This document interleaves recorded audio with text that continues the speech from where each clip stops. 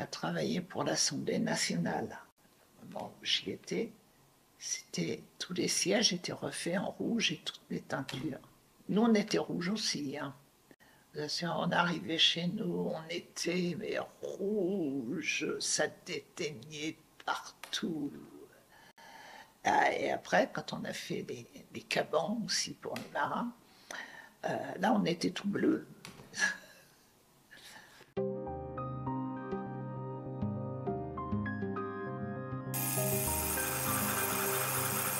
Rentreuse, c'est réparer les défauts qui ont été faits sur le tissu pendant le tissage. Les défauts qui ont été faits pendant le tissage, c'est à nous de réparer. Aussi bien des défauts de fil trop gros, trop fins, ou alors des accidents qu'il y a eu sur le métier à tisser. Quelquefois, un nœud ça, avec la navette, ça provoquait on appelait ça une grappe. Alors, c'était mêlé, il fallait qu'on répare tout ça. C'était toutes sortes de défauts qui étaient faits sur le métier à tisser. Ou alors des fils trop gros, des fils trop fins. Les outils, ben, juste le dé, l'aiguille et les ciseaux, puis nos yeux. Moi, je mettais toujours une blouse quand même. Une blouse pour nous protéger quand même, parce qu'il y avait des tissus gras. Tout. En principe, on avait une blouse.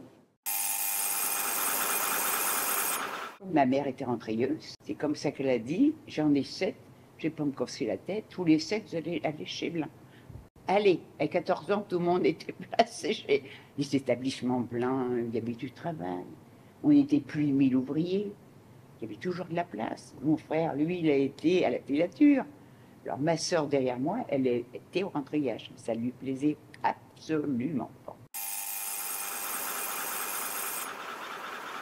En principe, la plupart des tisserands, surtout quand on était jeunes, quand on arrivait, on démarrait par poser des lamelles, mettre des trames, après à être donneuse de fil, parce que avant que la chaîne arrive sur le métier à tisser, il y a quand même tout un tas de processus à faire avant, puisque les fils, ils arrivent sur les gros rouleaux, sur les chaînes. Donc là, il faut bien les rentrer dans les pas. Vous savez, les pas, c'est ce qui monte et ce qui descend. Donc, il y a des lisses, il faut les rentrer.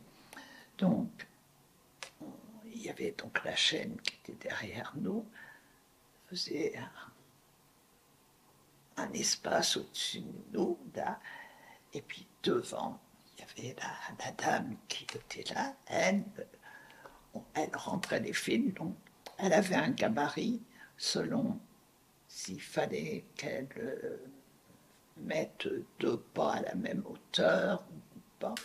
Et nous, on était derrière, on prenait les fils, on lui passait les fils comme ça, et avec son crochet, elle prenait. Il fallait bien, parce qu'il y en a qui n'étaient pas sympas. Si vous donniez mal les fils, vous aviez le droit à un coup de crochet sous l'ongle. Donc, une fois que les fils étaient rentrés dans les pas, il fallait après les mettre, le peigne, vous savez, la grande barre, toute. Il fallait les rentrer là-dedans. Alors, pareil, c'était un par un, avec un crochet, mais un crochet plat. Donc, un par un, on rentrait ça. Après, simplement, les mécanos venaient, et là, ils montaient la chaîne sur le métier à tisser. Et c'est qu'à partir de ce moment-là, une fois que la chaîne était montée sur le métier, qu'on pouvait commencer à travailler. Et donc, une fois qu'on était tisserand, on avait des petits jeunes qui nous mettaient des trames dans les boîtes automatiques. J'ai eu mon CAP à 17 ans, j'étais heureuse, parce qu'il y avait un petit trou, il fallait le refaire entièrement. Au rentrayage, il ne fallait pas boire des fils comme le stoppage derrière. Hein. Et je m'en suis bien sortie, puis c'est comme ça que j'ai eu mon certificat d'aide professionnelle. Et là, j'étais contente d'aller travailler à l'atelier, quoi. Mais il y avait une bonne entente à notre table. Donc c'est là que j'avais Claudine aussi. Claudine, puis j'avais ma belle-sœur Antoinette. On était combien? Oh, C'était Madame Laporte, notre maîtresse d'apprentissage. Hein. Puis après, on était avec Mme Ménard. Alors là, c'était pas en... On était 4 par 4 nez, voyez-vous. Alors forcément, il fallait de la place, hein, parce que le drap, la pièce de drap, elle était longue, 50 mètres. C'est pas 1 mètre, ça. Hein. Alors donc, on cherchait les défauts, parce qu'on était la production, elle a dû vous le dire. La production, il faut se dépêcher. Alors là, c'est vrai qu'on s'amusait pas beaucoup. On allait courir chercher une pièce pour en reprendre une autre. Courir à 2 avec la pièce de drap. Il fallait toujours faire vite. Puis il y avait des bons, comment que je veux dire, des bonnes pièces. Il y en a que le travail était facile, mais il y en avait qui étaient difficiles. J'aimais pas le peigner. Parce que le peigner, c'était fin, c'était puant. On gagnait moins d'argent. Mais imaginez, vous avez vu les métiers à tisser. Vous voyez bien la chaîne. 50 mètres, mais il y a des fois, il manque un fil. Et ce fil-là, il faut bien qu'on le remette, nous. Alors la visiteuse sur les métiers à tisser, ils voient bien le fil qui manque, la chaîne alors. Parce que la trame, ils ne peuvent pas voir, puisque eh ben, elle vient la navette, ça fait une trame. Hein. Mais on remplaçait le fil de trame qui manquait. Si la navette avait plus de fil, eh ben, nous, on le refaisait à la main. Et ça me plaisait. C'était un métier qui me plaisait. Je croyais finir ma vie chez Blin jusqu'à mes 65 ans.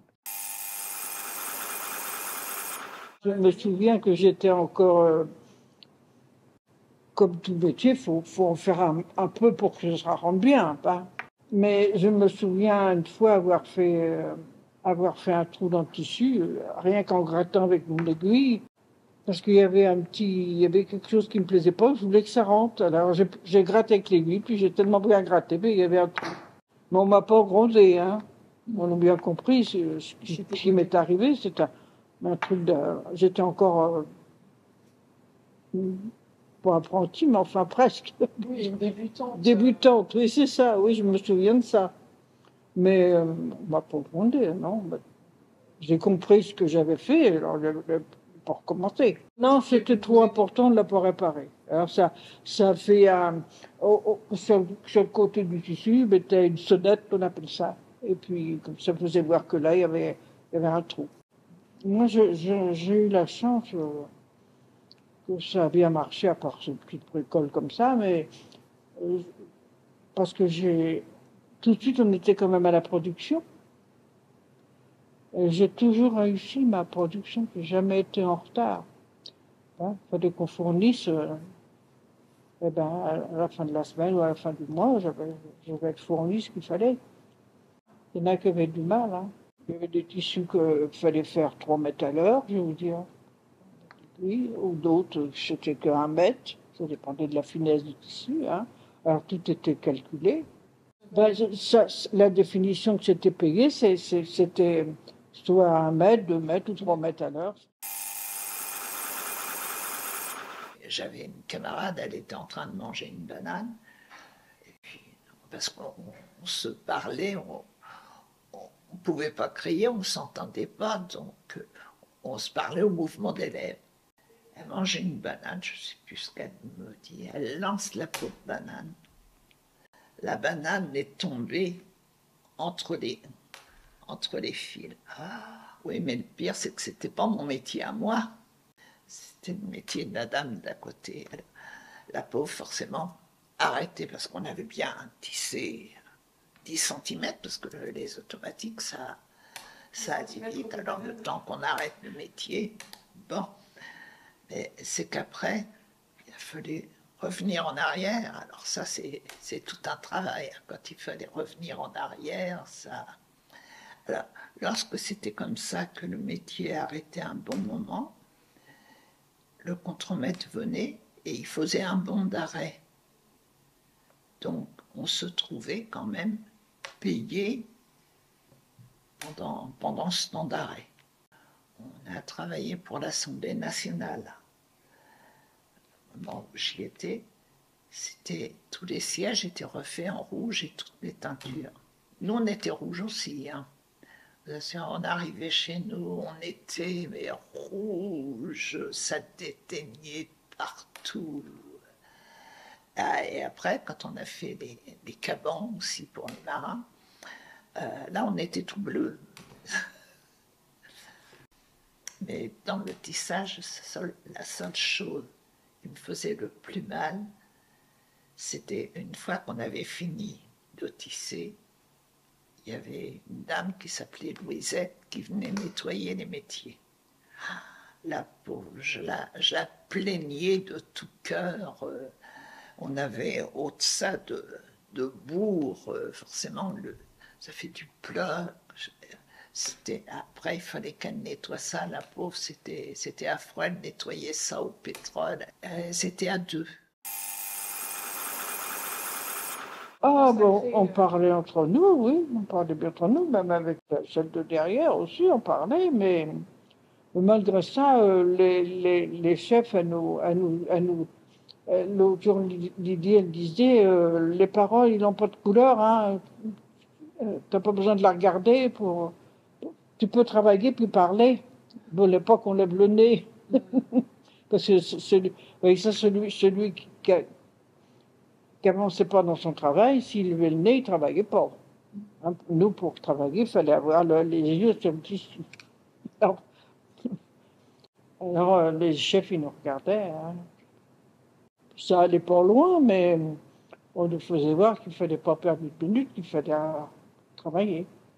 Nous, on parlait, si on avait entendu parler qu'il s'était produit quelque chose en ville, ou ça,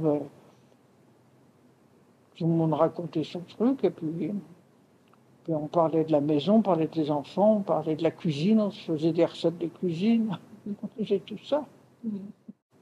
Tant que le travail marchait bien, tant que tout allait bien, on s'occupait pour d'elle, ça allait. Ah oui, il y en a qui étaient pas marrantes. Je me souviens d'une qui m'avait dit que j'avais fait une crise de caleuserie. Je sais pas, les caleux, ceux qui sont paresseux, ça, parce que j'étais malade et puis j'avais voulu rentrer chez moi. Alors elle avait pas trouvé, elle me croyait pas. Alors elle avait dit que c'était une crise de caleuserie. Je suis rentrée chez moi et puis je me suis soignée, puis l'après-midi je suis revenue travailler. Alors ça, je l'aimais pas de personne.